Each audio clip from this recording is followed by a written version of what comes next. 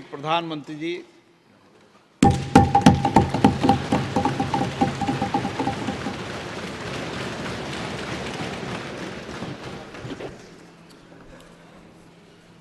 आदरणीय अध्यक्ष महोदय, ये सदन का सौभाग्य है कि आप दूसरी बार इस आसन पर विराजमान हो रहे हैं। आपको और इस पूरे सदन को मेरी तरफ से मैं बहुत बहुत बधाई देता हूं।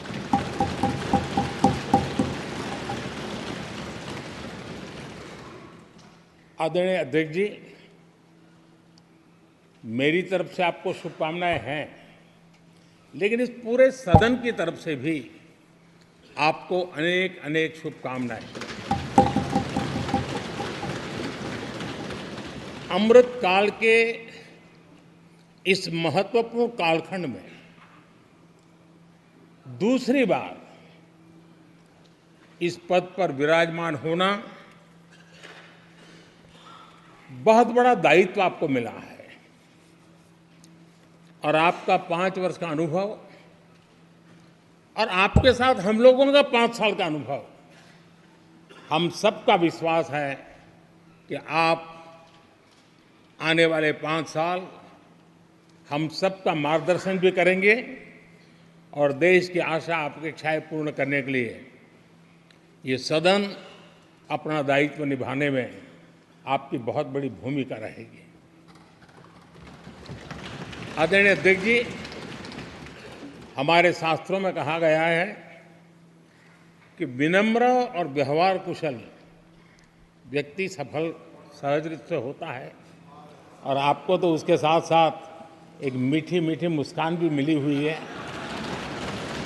आपके चेहरे को ये मीठी मीठी मुस्कान पूरे सदन को भी प्रसन्न रखती है। मुझे विश्वास है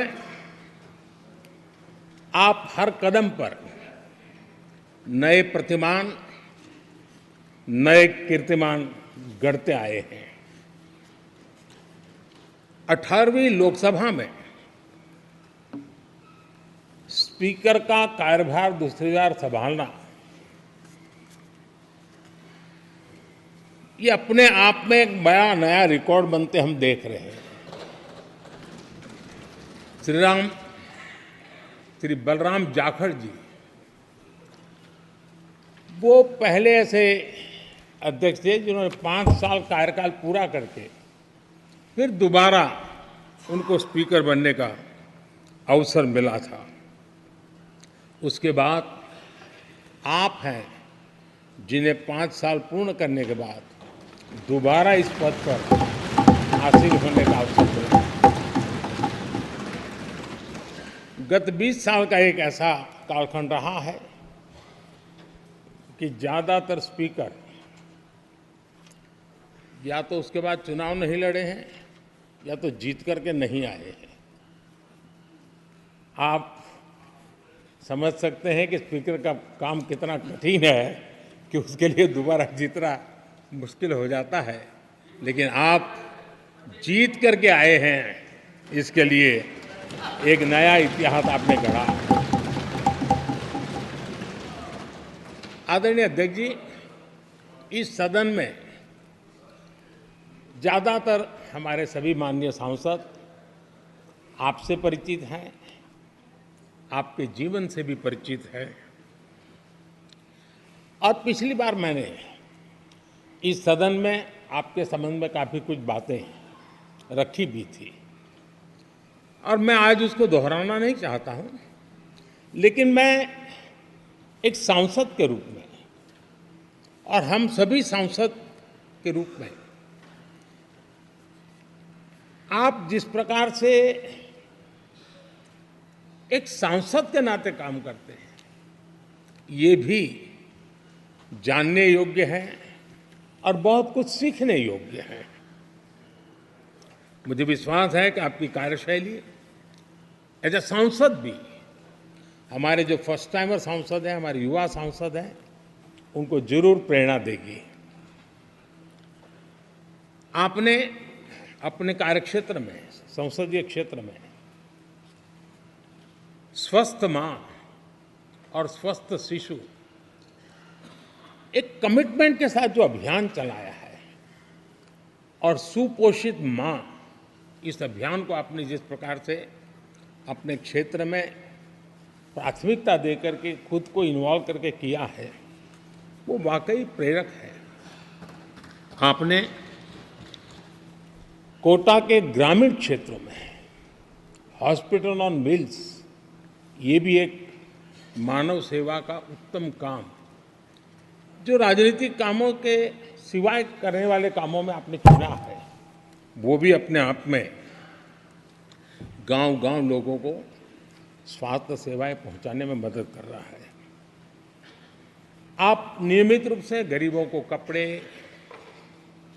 कंबल, मौसम के अनुसार छाता की जरूरत है छाता, जूते, ऐसी अनेक सुविधाएं समाज के आखिरी तबके के जो लोग हैं उनको खोज करके पहुंचाते हैं।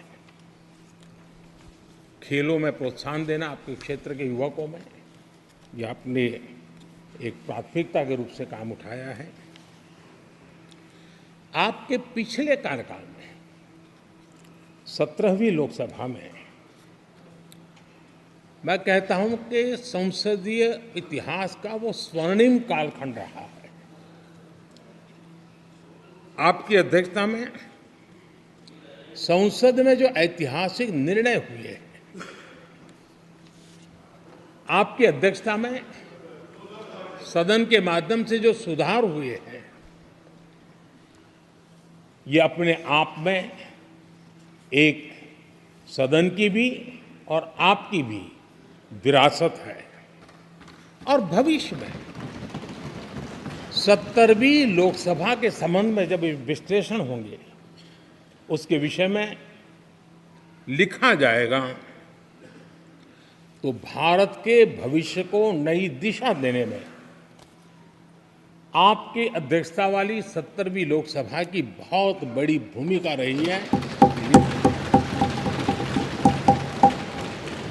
आदरणीय अध्यक्ष जी, 17वीं लोकसभा में नारी शक्ति वंदन अधिनियम 2023, जम्मू कश्मीर पुनर्गठन विधेयक, भारतीय न्याय संहिता, भारतीय साक्ष्य बिल, भारतीय नागरिक सुरक्षा संहिता, सामाजिक सुरक्षा संहिता, digital personal data protection bill, मुस्लिम महिला विवाह अधिकार संरक्षण विधेयक, transgender persons protection of rights bill, consumer protection bill, direct tax विवाद से विश्वास विधेयक, सामाजिक, आर्थिक और राष्ट्रीय महत्व के ऐसे कितने ही महत्वपूर्ण ऐतिहासिक कानून 17वीं लोकसभा में आपकी अध्यक्षता के अंदर इस सदन ने पारित किए हैं और देश के लिए एक मजबूत नींव बनाई है। जो कार्य आजादी के 70 साल में नहीं हुए, आपकी अध्यक्षता में इस सदन ने इसको करके दिखाया। आदरणीय अध्यक्ष जी, लोकतंत्र की लंबी यात्रा में कई पड़ाव आते हैं। कुछ अवसर ऐसे होते हैं जब हमें कीर्तिमान स्थापित करने का सौभाग्य मिलता है। 17वीं लोकसभा में उपलब्धियां, मुझे पूरा विश्वास है देश आज भी और भविष्य में उसका गौरव करेगा। आज देश अपनी आकांक्षाओं की पूर्ति के लिए भारत को आधुनिक बनाने की दिशा में जब हर तरह से प्रयास हो रहे हैं, मैं मानता हूं कि ये नया संसद भवन भी अमृतकाल के भविष्य को लिखने का काम करेगा और वो भी आपकी अध्यक्षता में। नए संसद भवन में हम सबका प्रवेश आपकी ही अध्यक्षता में हुआ और आपने संसदीय कार्यप्रणाली को प्रभावी और जिम्मेदार बनाने का कई महत्वपूर्ण फैसले लिए हैं और इसलिए लोकतंत्र को मजबूती देने में मदद मिली है। लोकसभा में हम पेपरलेस डिजिटल व्यवस्था से आज काम कर रहे हैं।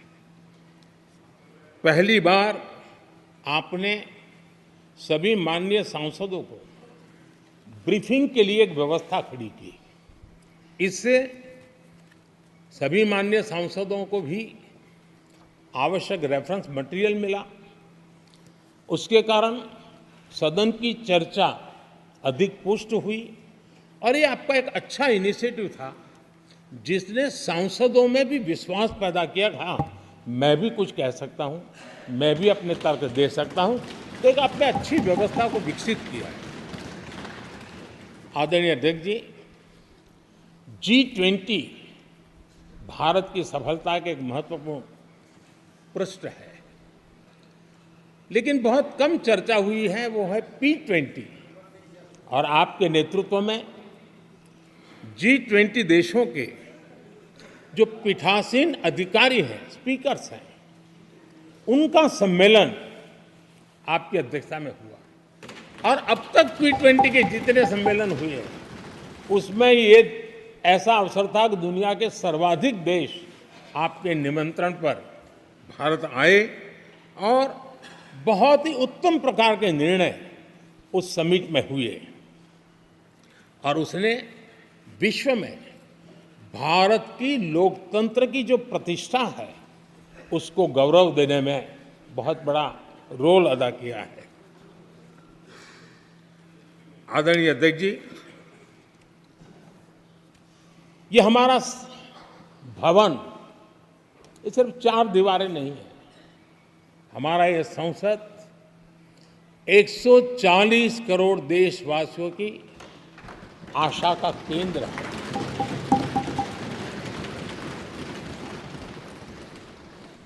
संसद की कार्यवाही, जवाबदेही और आचरण हमारे देशवासियों के मन में लोकतंत्र के प्रति जो उनकी निष्ठा है उसको और अधिक मजबूत बनाता है। आपके मार्गदर्शन में 17वीं लोकसभा उसकी प्रोडक्टिविटी 25 साल के हाईएस्ट लेवल पर 97% रही और इसके लिए सब माननीय सदस्य तो अभिनंदन के अधिकारी हैं, लेकिन आप विशेष अभिनंदन के अधिकारी हैं। कोरोना जैसे मुश्किल कालखंड में आपने हर सांसद से व्यक्तिगत फोन पर बात करके उनका हाल पूछा। कहीं किसी सांसद की बीमारी की खबर आई तो आपने सदन के अध्यक्ष के नाते व्यक्तिगत रूप से उसकी चिंता की और वो सभी दल के सांसदों से जब मुझे सुनने को मिलता था, मुझे बड़ा गर्व होता था कि जैसे आप इस सदन के परिवार के मुखिया के रूप में उस कोरोना कालखंड में भी व्यक्तिगत चिंता करते थे। कोरोना काल में भी आपने सदन का काम रुकने नहीं दिया। सांसदों ने भी आपके हर सुझाव को सर आंखों पे चढ़ाया। किसी को ऊपर बैठने के लिए कहा तो वो वहां जाके बैठा, किसी को दूसरे जगह पे जाकर बैठने के लिए कहा तो वो भी बैठा, लेकिन देश के काम को किसी ने रुकने नहीं दिया। लेकिन आपने ये जो फैसले किए उसका परिणाम है कि हम उस कठिन कालखंड में भी कार्य कर पाए। और एक खुशी की बात है कि कोरोना काल में सदन ने 170% प्रोडक्टिविटी, ये अपने आप में दुनिया के लिए एक बहुत बड़ी खबर है। आदरणीय अध्यक्ष जी, हम सब चाहते हैं कि सदन में आचरण, सदन के नियमों का पालन हम सब करें और आपने बड़े सटीक तरीके से, संतुलित तरीके और कभी-कभी कठोरता के साथ भी फैसले लिए हैं। मैं जानता हूं कि ऐसे निर्णय आपको पीड़ा भी देते हैं, लेकिन सदन की गरिमा और व्यक्तिगत पीड़ा में आपने सदन की गरिमा को पसंद किया और सदन की परंपरा को बनाने का प्रयास किया। ये साहसपूर्ण काम के लिए भी आदरणीय अध्यक्ष जी, आप अभिनंदन के अधिकारी हैं। मुझे विश्वास है आदरणीय अध्यक्ष जी, आप तो सफल होने ही वाले हैं, लेकिन आपकी अध्यक्षता में यह 18वीं लोकसभा भी बहुत सफलतापूर्वक देश के नागरिकों के सपनों को पूर्ण करेगी। मैं फिर एक बार आपको इस महत्वपूर्ण दायित्व के लिए और देश को विकास की नई ऊंचाइयों पर ले जाने वाले इस सदन की अध्यक्षता के लिए हृदय से बहुत बहुत शुभकामनाएं देता हूं, बहुत बहुत बधाई देता हूं।